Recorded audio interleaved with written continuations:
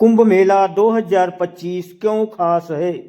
दोस्तों, आप सभी से निवेदन है, कृपया आप सभी में से जिसने भी सब्सक्राइब नहीं किया सब्सक्राइब करें, लाइक करें। आप सभी को धन्यवाद, प्रणाम, सत श्री अकाल। कहानी है प्रयागराज कुंभ मेला 2025 क्यों खास है।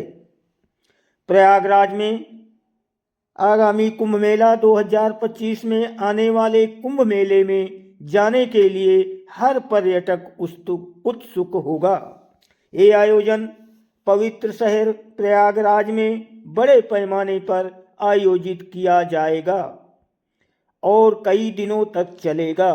कुंभ मेले के दौरान प्रयागराज में लाखों पर्यटकों के आने की उम्मीद है।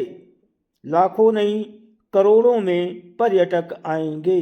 आगामी यानी जो चालू हालत में है, कुंभ मेले में भीड़ को बेहतर तरीके से नियंत्रित करने के लिए एआई तकनीक का भी इस्तेमाल किया जाएगा।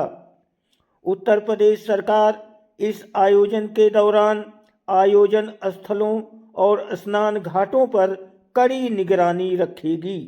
कुंभ मेले के दौरान साधु और योगी ही मुख्य भूमिका में होंगे। लेकिन प्रयागराज में 2025 में होने वाला कुंभ मेला इतना खास क्यों है, आगे पढ़ें और जानें। कुंभ मेले की प्राचीन उत्पत्ति ऋग्वेद, जो 4 पवित्र हिंदू धर्म ग्रंथों में से एक है, में सबसे पहले कुंभ मेले का उल्लेख मिलता है।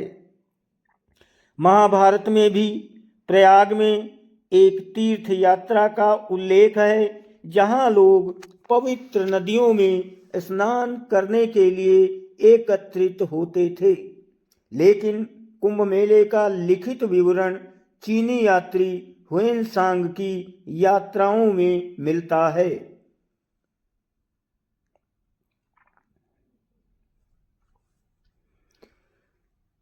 चीनी यात्री हुएनसांग, उन्होंने 7वीं शताब्दी में राजधानी प्रयाग का उल्लेख किया है, जहां तीर्थयात्री 2 बड़ी नदियों के संगम में स्नान करते थे। ये विवरण कुंभ मेले का सबसे पुराना रिकॉर्ड माना जा रहा है और 644 ईसा पूर्व का है।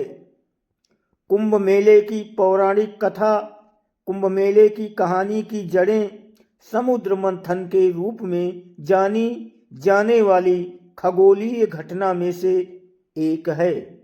देवताओं और राक्षसों ने क्षीर सागर यानी दूध के सागर का मंथन किया। जैसे ही समुद्र मंथन किया गया, समुद्र की गहराई से कई कीमती चीजें निकली। उनकी गिनती 14 थी। श्री मणिरंभा वारुणी अमी शंख गजराज धेनु धनुष शशि कल्पतरु धनवंतरी विश्वाज। उनमें से एक अमृत का कुंभ भी था। भगवान विष्णु ने एक सुंदर स्त्री का रूप धारण किया और राक्षसों से अमृत का कलश छीन लिया और स्वर्ग की ओर उड़ गए। जब वो उड़ रहे थे तो अमृत की कुछ बूंदें धरती पर गिर गईं। जिन 4 स्थानों पर वो अमृत गिरा, वो स्थान थे नासिक, प्रयागराज, उज्जैन और हरिद्वार। इस खगोलीय घटना को याद करने के लिए कुंभ मेला मनाया जाता है। कुंभ की शिवरात्रि व्रत के फायदे।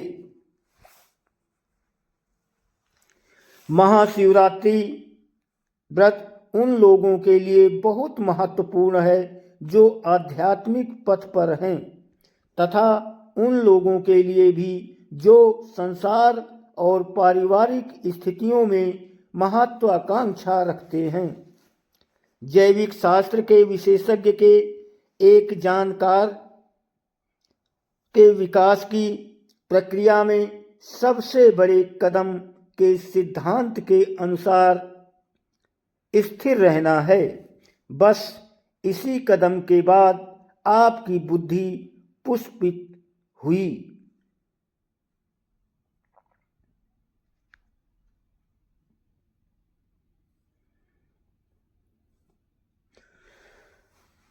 उत्सव में हम ऊर्जा के ऊपर की ओर चढ़ते हैं, मंत्रों और ध्यान से लाभ उठाते हैं, चैतन्य के और करीब हो सकते हैं। महाशिवरात्रि क्यों मनाई जाती है? इसका कारण ये है कि हमारे जीवन में कोई भी साथ न होने पर भी इस दिन ऊर्जा ऊपर की ओर बढ़ती है, ऊपर की ओर, ब्रह्मरंध्र की ओर, 10वें द्वार की ओर ऊर्जा जो है ऊपर चढ़ती है।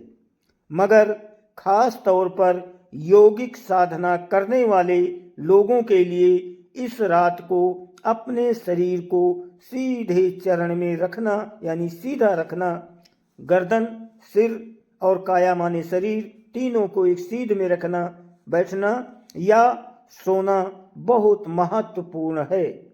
महाशिवरात्रि ऐसे लोगों के लिए बहुत महत्वपूर्ण है जो आध्यात्मिक मार्ग पर, यानी जो भक्ति के मार्ग पर हैं। दुनिया में सामान रखने वाले और गृहस्थ जीवन जीने वाले लोगों के लिए भी ये काम बड़ा ही अहम है। गृहस्थ जीवन में रहने वाले लोग शिव के विवाह की सालगिरह के रूप में मनाते हैं। अभिलाषी लोग इसे उस दिन के रूप में देखते हैं जब शिव ने अपने शत्रु पर जीत हासिल की थी। मगर यौगिक परंपरा में हम शिव को एक ईश्वर की तरह नहीं देखते, बल्कि प्रथम गुरु या आदि गुरु के रूप में देखते हैं। उन्होंने यौगिक प्रक्रिया की शुरुआत की थी। शिव का मतलब है वो जो नहीं है। शिव का मतलब है वो जो नहीं है। यदि आप स्वयं को ऐसी स्थिति में रख सकते हैं कि हम नहीं हैं, शरीर मेरा नहीं है, कि आए आप न रह सकें, अपने आप को भूल जाएं और शिव को प्राप्त न कर सकें, तो जीवन में एक नई दृष्टि और जीवन में पूर्ण स्पष्टता से देखने की संभावना हो सकती है। दोस्तों, प्लीज लाइक सब्सक्राइब जरूर करें। धन्यवाद।